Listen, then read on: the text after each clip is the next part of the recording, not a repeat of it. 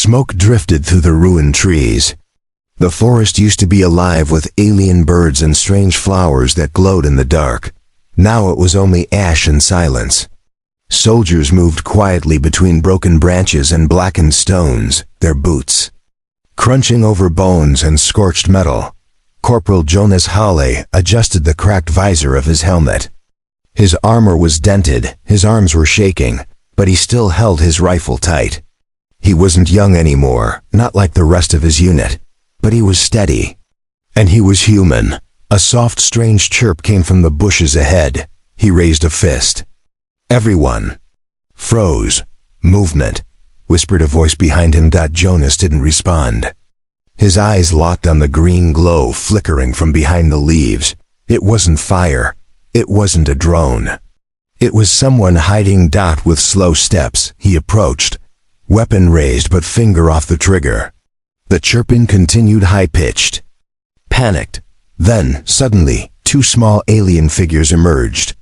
They were thin and shaking, female.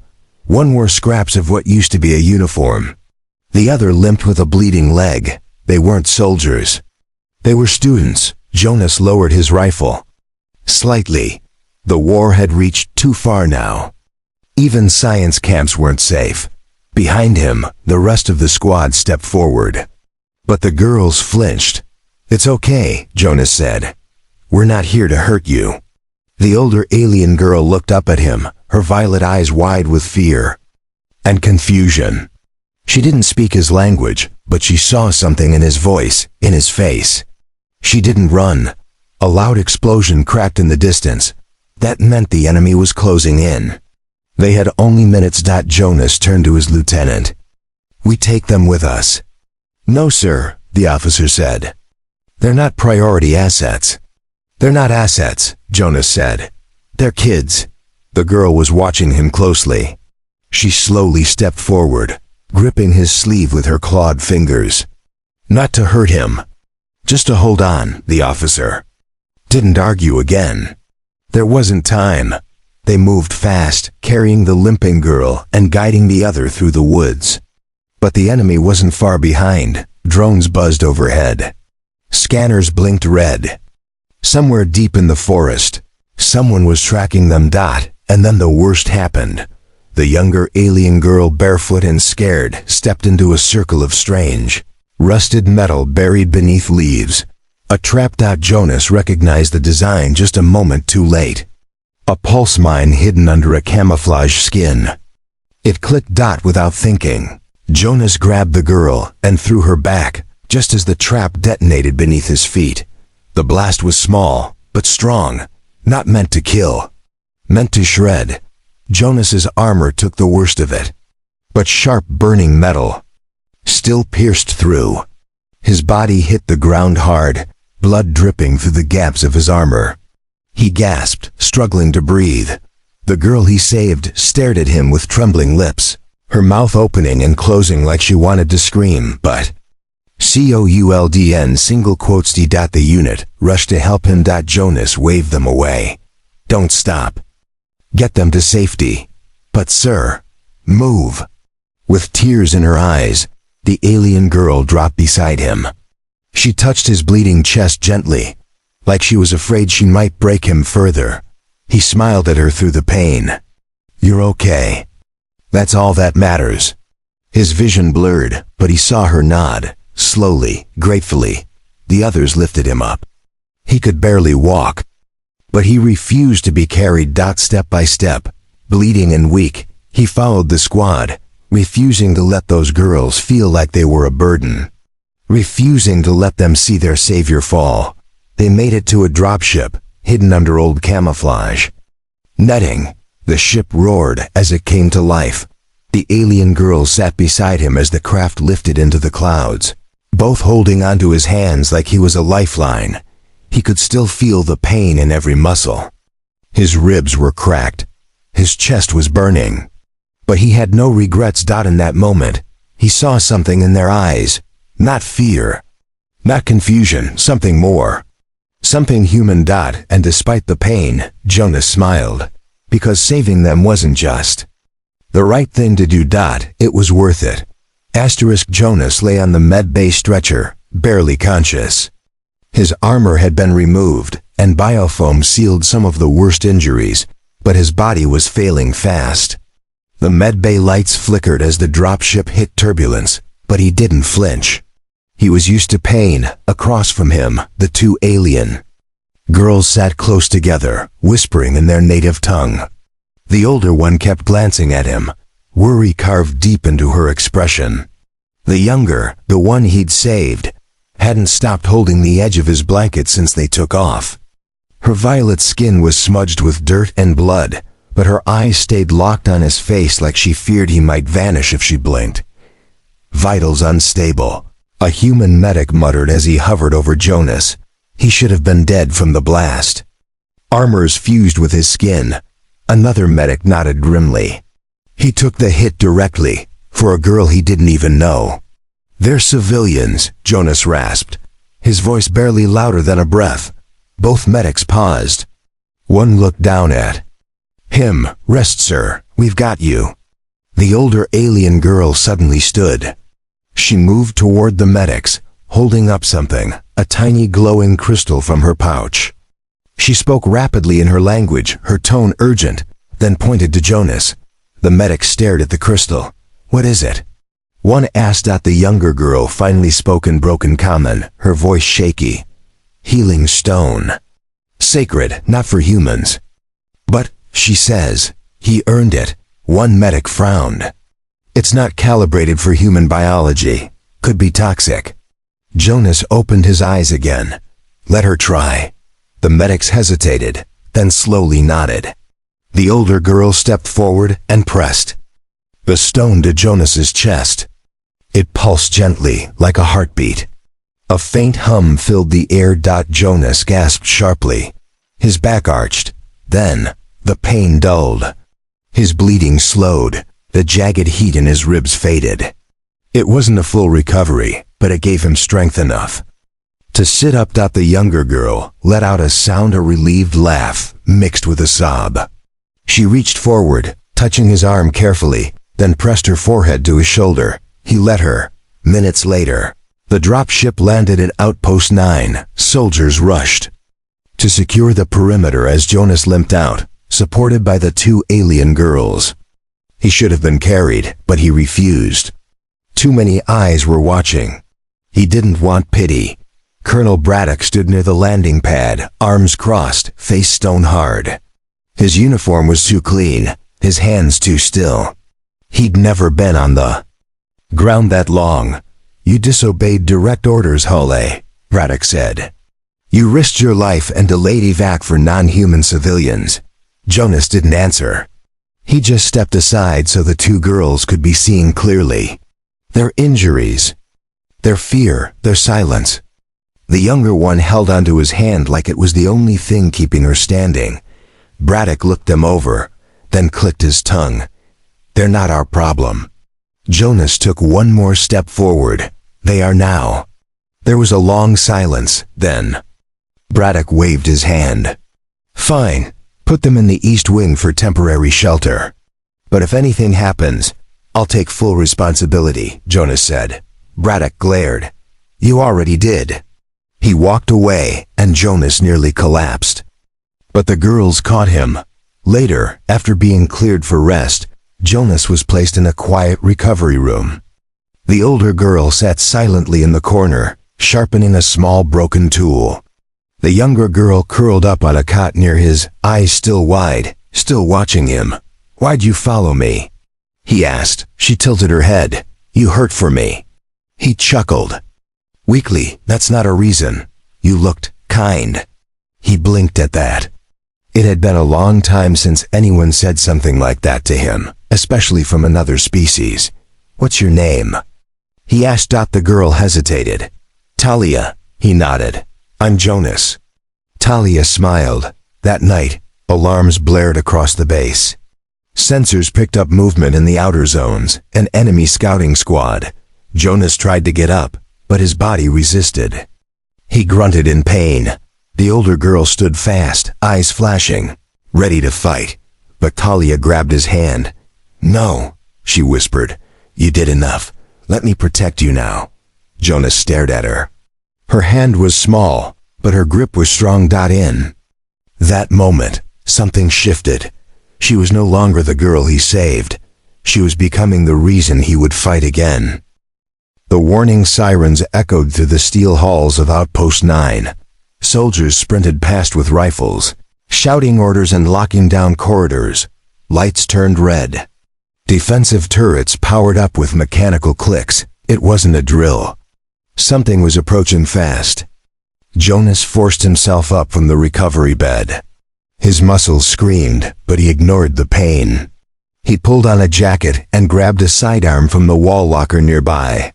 He wasn't fully healed, but he wasn't going to lie in a bed while everyone else risked their lives. Talia was already up. The younger alien girl stood by the door with her eyes wide and her hands balled into fists. The older one, her name was Cirilla. Jonas had learned it held a makeshift blade she'd sharpened from broken metal earlier that day. The girls had no armor, no training, but they looked ready to defend. You two stay here, Jonas said firmly. No, Cirilla replied, her voice sharp, her accent thicker than her sister's. We fight. Jonas opened his mouth to argue, but the sound of plasma fire cut him off. Somewhere near the east gate, soldiers were already engaged. A second blast shook the floor beneath their feet. Talia looked up at Jonas. We stay together. Jonas nodded slowly. Then stay close. They moved through the hallway, avoiding the Russian squads and alert sirens.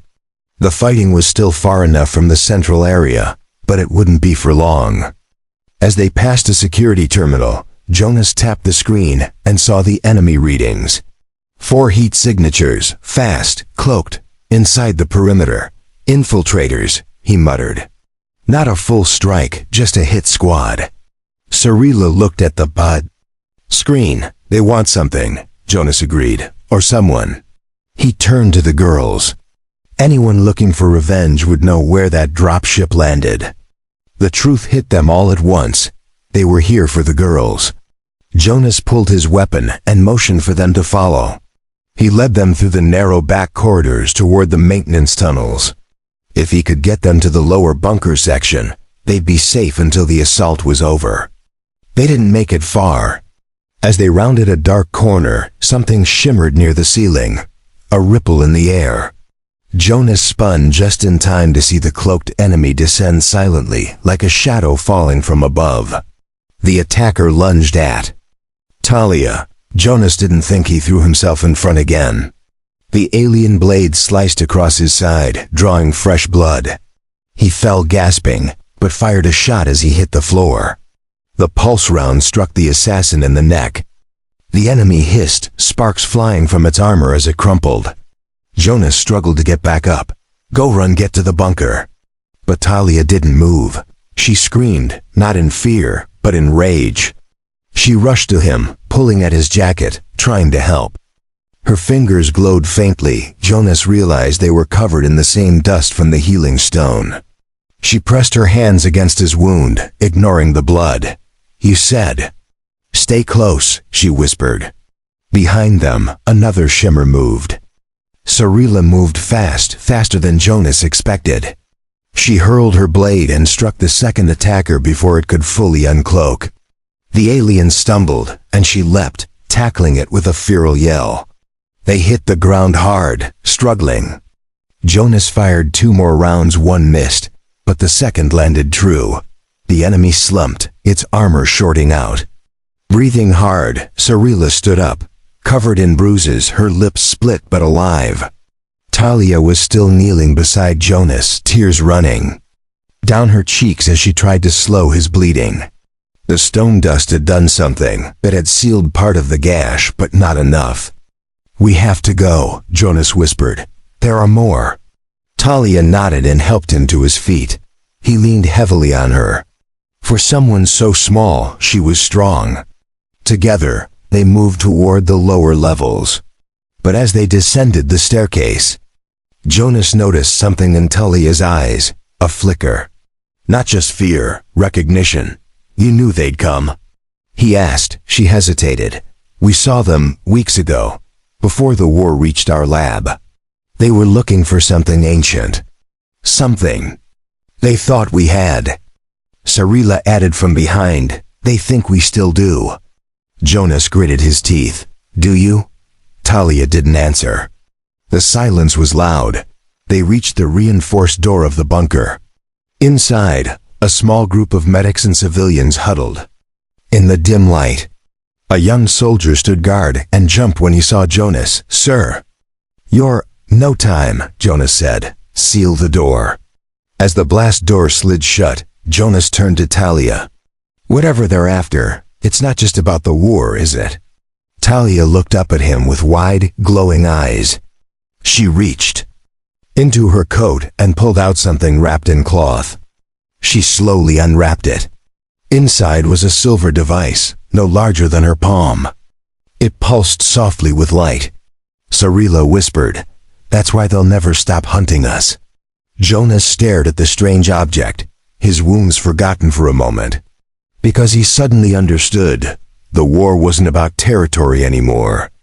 It was about this, and the pain he suffered saving them. It might have been the only thing keeping the galaxy from falling apart.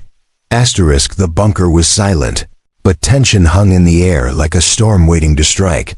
Jonas sat against the cold wall, pale and sweating, his arm wrapped tightly in bandages. The healing dust helped him survive, but it couldn't erase the damage. He could barely move his left leg, and his ribs were on fire every time he breathed. Across from him, Talia held the silver device tightly in her lap, her fingers trembling. Sarila stood near the door, keeping watch, her eyes scanning every corner. Like a hunter ready to pounce, the soldiers in the bunker glanced at the sisters but said nothing. Everyone had heard about what happened upstairs, the wounded human who shielded alien girls, the ambush, and the mysterious object they carried. No one asked questions, but they were all watching. Jonas finally spoke, his voice low. "What is that thing?" Talia didn't answer right away. She looked down at it, as if trying to decide whether she could trust him with the truth. Then, she looked into his eyes. "It's called a shard of the cradle," she said softly. "It was found deep under our home moon. Buried in a vault no one had opened in 1,000 years. Jonas frowned. "What does it do?" "No one knows exactly," Sarila said, still watching the door. "But when we touched it, it woke up, sent out a signal. That's when everything changed. Our teachers disappeared. Soldiers came, then the war spread," Talia added. "Some believe it's a map, or a key, maybe even a weapon. All we know is that whoever controls it, controls something powerful. Something ancient." Jonas stared at the glowing object. It looked harmless, silent, but he'd seen entire cities fall for less. "You should have left it behind," he said. Talia shook her head. "We couldn't. If they got it, they'd destroy everything. Not just our world, yours too." Jonas leaned his head back against the wall. "You didn't just need saving. You needed someone to stand with you." Sarila glanced over. "And you did, even after you were told not to." "I'm stupid that way," Jonas muttered with a weak smile. Suddenly, the room lights flickered. Everyone tencd. The young soldier at the blast door turned. Power drop. Something hit the outer generator. Jonas's face darkened. "They're not retreating. They're coming back for another try." One of the medics spoke nervously. "We can't hold this position without power. No shields, no lockdown, we're just meat in a box." Talia stood up. "Then we can't stay." Jonas pushed himself up with a grunt. "We're not walking out of here in my condition. Not through that chaos." Sarila stepped forward. "There's another way. Underground maintenance shafts. Old ones. Not on the base schematics anymore." Jonas raised an eyebrow. "How do you know that?" "Our lab sat on top of them," Sarila said. "We used them when we needed to sneak past guards or hide." "Think they still work?" "We'll find out." Minutes later, with the power dipping lower, they opened a hidden hatch under a corner panel of the bunker floor. The shaft smelled of rust and oil, but it was dark and silent. The group lowered themselves inside Jonas last, gritting his teeth. From the pain, they crawled through narrow tunnels lit only by the faint light of the shard. Every sound echoed. Every step felt like it might wake something old and angry. But the silence was better than gunfire. After an hour of careful movement, they reached a maintenance ladder that led upward. "Where does it lead?" Jonas whispered. Cirilla tilted her head. "A weapons vault. Abandoned, but it connects to the surface. There's a broken comms array up there too. If we can fix it, we can call for help." Jonas nodded. "Let's move." As they reached the top, they found the vault door partially open, rusted in place. Inside were crates of old supplies, some still intact. Jonas grabbed an old plasma rifle, checked the charge, and smiled weakly. "Feels like the good old days." Talia walked toward the broken transmitter and stared at it. "What's wrong?" Jonas asked. She turned toward him slowly. I think the shard can power this. Maybe even boost the signal." Jonas frowned. "You sure?" "No," she whispered, "but I feel it." She placed the glowing device against the transmitter. A sharp hum filled the air. The transmitter crackled, then lit up. Sarilla gasped. Jonas stared in shock. A new screen blinked into life. But instead of just opening a comms line, it showed coordinates. Star charts, symbols, a location deep in uncharted space. Jonas leaned in. It wasn't just a signal, it was an invitation. And now whoever else had been listening probably got it too. The moment the transmitter lit up, everyone in the vault froze. The soft hum of the shard pulsed in sync with the flickering star map now displayed on the dusty holoscreen.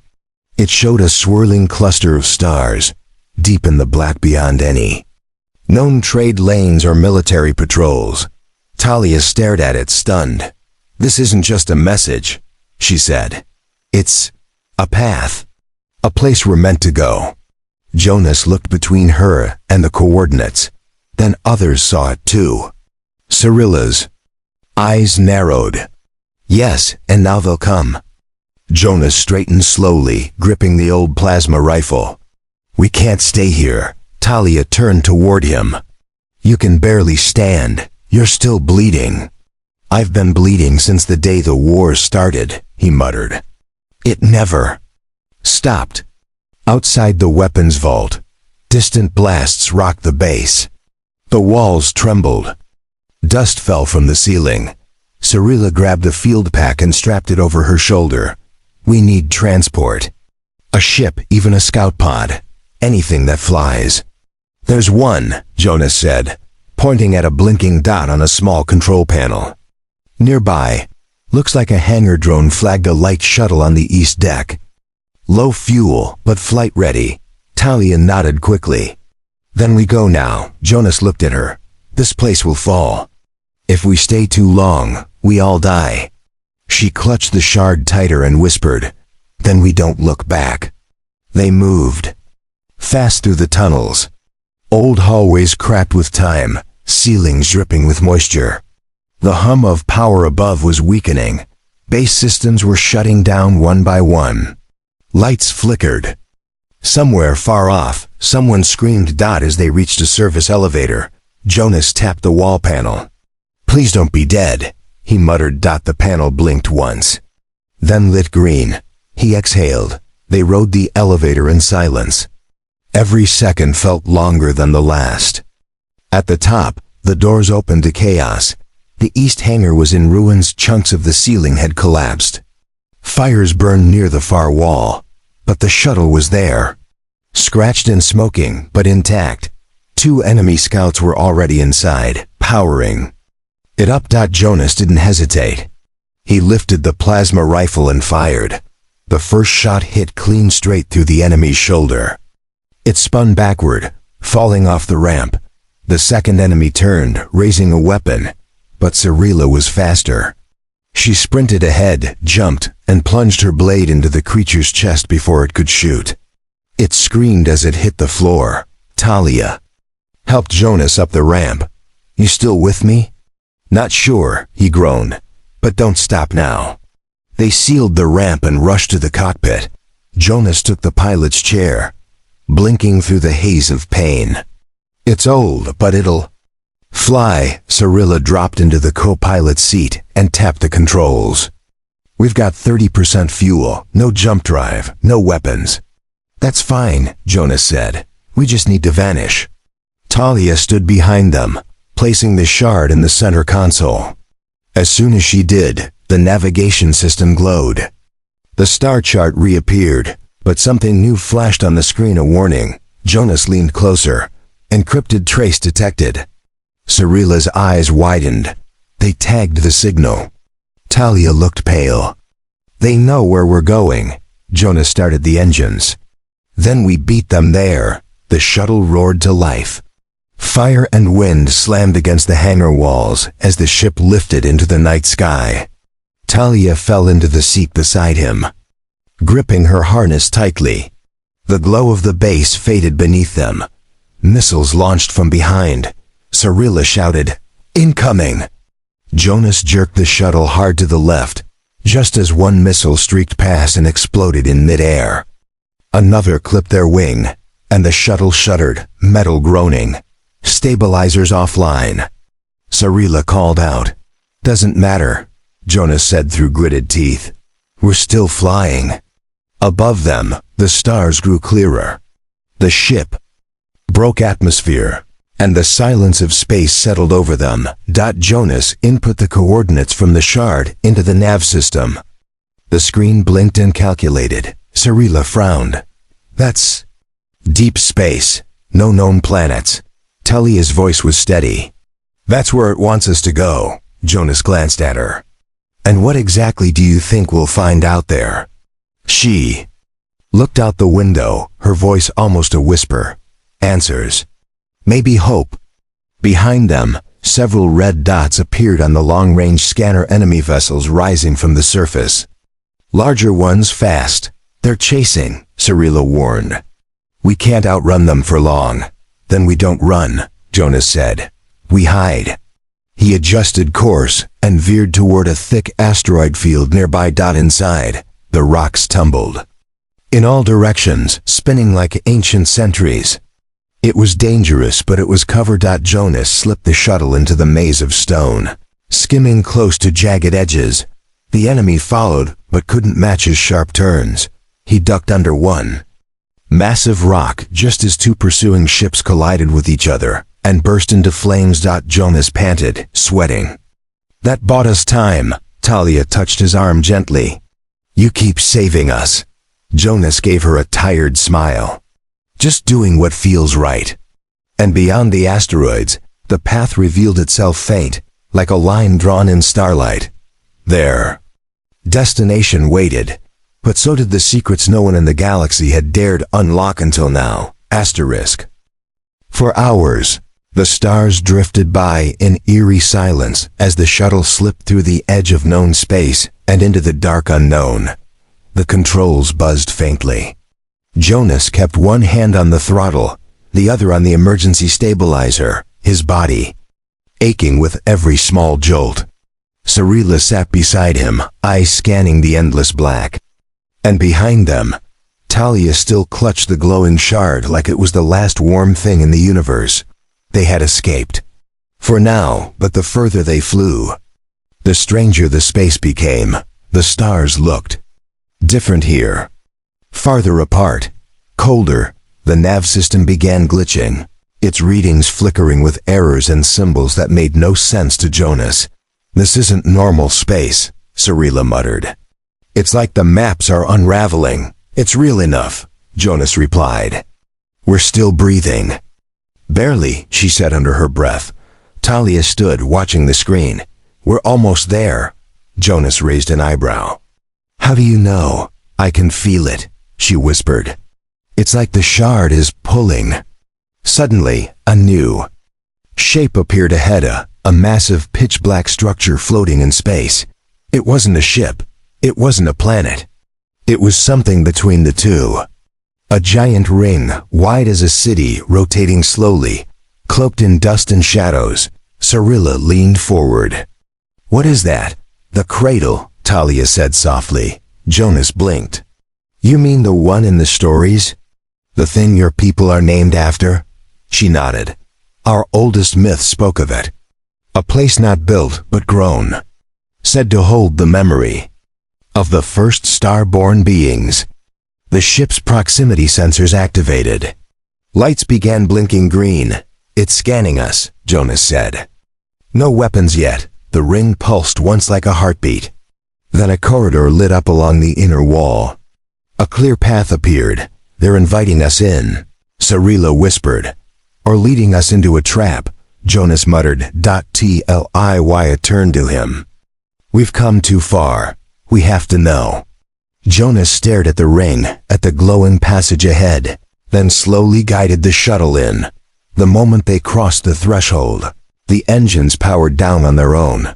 "No control," Cirilla warned. "We're being pulled," Jonas said. "Some kind of gravity lock." The shuttle slowed until it touched a long metallic landing pad.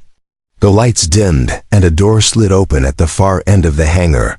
Jonas pulled himself from the chair, grunting in pain. "Let's go find out why the galaxy's tearing itself apart for this thing." They stepped into the cradle together. The halls inside were made of material Jonas couldn't identify. It was smooth, almost alive like metal and stone woven. Together, the air was breathable. There were no guards, no defenses. Only long corridors filled with soft light and strange markings glowing on the walls. They passed what looked like old murals. Images of ancient beings, tall, radiant, unlike any species Jonas had ever seen. In some, they were building stars. In others, they were weeping over dead planets. "This is older than any of us," Cirilla whispered. "Even our ancestors." Talia walked ahead slowly, her hand tracing the wall. "The shard came from here. It's waking up." As they moved deeper into the structure, the corridor opened into a vast chamber. In the center hovered a glowing orb, surrounded by 6 empty pedestals. Talia stepped forward and placed the shard into one. The orb shivered, then ignited in brilliant, white light. Jonas covered his eyes. "What's happening?" Suddenly, the room changed. Images filled the air, holograms or memories. Jonas couldn't tell. They saw the rise of the ancient race, their unity across the stars, their incredible power. Then they saw the downfall, division, betrayal, and a final war that shattered their cradle into darkness. The voice that followed wasn't spoken, it entered their minds. The cycle repeats. Talia stepped closer, eyes wide, breathing fast. "You left this for us? For those who remembered kindness? For those who chose to protect, not conquer?" Cirilla touched the edge of the pedestal. "The other shards. Are they out?" "There. Scattered, hidden, waiting for those who bleed for others." Jonas felt a sharp sting in his chest, as if the shard remembered him. The human bears the pain of protection. He has earned the right. Talia turned to Jonas, her eyes shimmering. "They're talking about you." Jonas stepped forward slowly. "I'm no chosen hero. I just made a choice in a bad moment." That was enough. The orb dimmed, and the pedestal released the shard. Talia caught it. On the far side of the chamber, a door opened, revealing a star map. It showed not just this ring, but others. More cradles spread across galaxies. Cirilla inhaled sharply. "This isn't the end. This is the beginning." Jonas looked at the map, then at the girls beside him. "And the others chasing you?" he asked. "They'll come here too." Talia nodded. "Yes, but now we have something they don't." Jonas narrowed his eyes. "What's that?" She looked him in the eyes and said, without hesitation, "A human." The silence inside. The cradle felt heavier now, like the structure itself was holding its breath. The star map above them shimmered softly, slowly rotating. displaying distant systems and hidden cradles scattered like lost stars in the dark. The light from the shard pulsed in Talia's hands, brighter than ever. Jonas stood still, his body aching, his mind racing. He'd seen war, betrayal, and loss, but this was different. This wasn't just a secret weapon or alien tech. It was a legacy. One that had been waiting for people like them to find it. But outside, death was closing.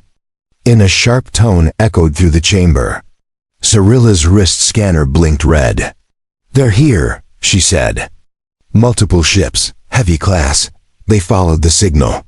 Jonas muttered, "Of course they did." Talia didn't move.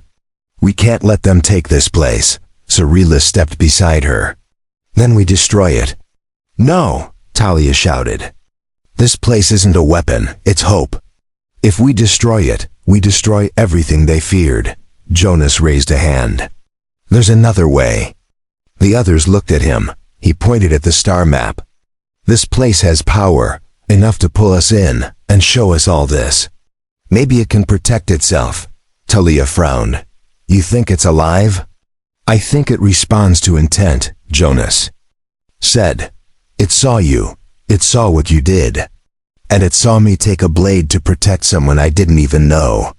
Cyrilla stepped back. "Then what now?" Jonas looked at the shard. "Give it back."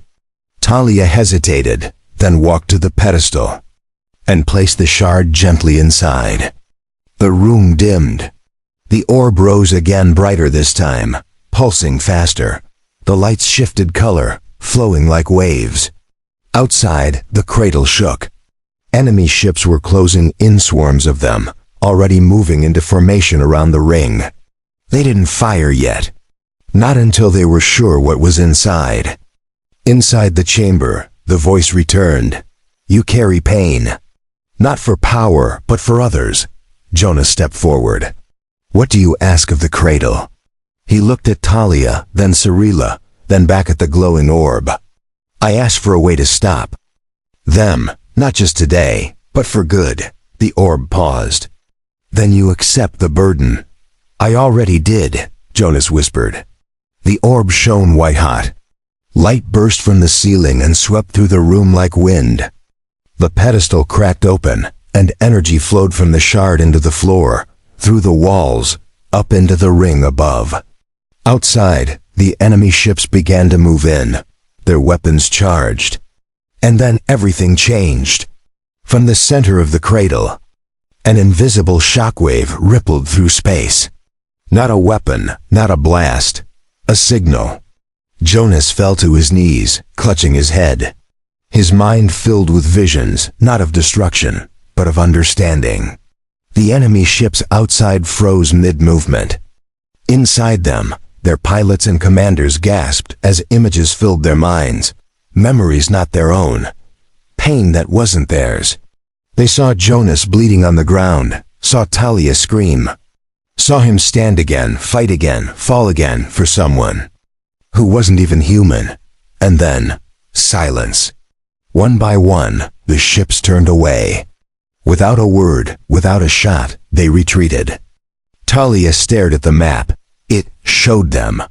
Cyrilla whispered. It made them feel. Jonas struggled to stand, his breathing rough. Not all of them will stop, but some will, maybe enough. The orb faded. The pedestal closed. The shard, now dark, gently floated back into Talia's hands. She held it close, then looked at Jonas. You gave them something none of their machines or armies could. You made them remember. Jonas blinked. Remember what? She stepped forward, her hand reaching for his. That we're all alive, and we're not meant to be alone. Cyrilla smiled faintly. You bled for us once. Now the galaxy saw it. Jonas let out a tired chuckle. Guess that was worth the pain. He turned to the map. One final blinking. Marker remained another cradle, further than any of them had ever been. But now they had a path. Others will need help, Talia said softly. Others will need someone to shield them. Jonas tightened the strap on his rifle. Then let's go find them. They turned back to the shuttle. the cradle behind. Them slowly sealed its chamber, the star map fading from view, but the memory of what had happened would never leave. Jonas didn't feel like a hero. But as Talia walked beside him, her hand warm in his, and Cirilla watched their backs with that quiet fire in her eyes, he felt something else. He felt human. And for once, that was more than enough to change the universe.